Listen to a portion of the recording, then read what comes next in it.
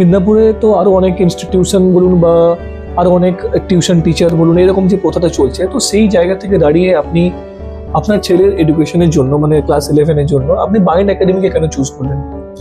আসলে অ্যাকচুয়ালি আমার ছেলে এখানে তো পড়াশোনা করেনি, ও রামকৃষ্ণ মিশনে পড়তো পুরুলিয়াতে। যখন মাধ্যমিকের পর এখানে আসার একটা সম্ভাবনা দেখা দিল, তখন আমি টিউশনের খোঁজ করছিলাম। সেই টিউশন খোঁজ করতে গিয়েই আমি এশা স্যারের নাম্বার পেয়েছিলাম। এশা স্যারের নাম্বার পেয়ে ওনাকে ফোন করার পরে আমি জানতে পারি যে এখানে বায়ন্ট একাডেমি শুরু হয়েছে, এবং সেটাতে পুরো একটা মানে এক ছাতার তলায় যা কোচিং আমার প্রয়োজন ছিল, যে সমস্ত সাবজেক্টের কোচিং আমার প্রয়োজন ছিল, সেগুলো আমি এখানে একসাথেই পাচ্ছি।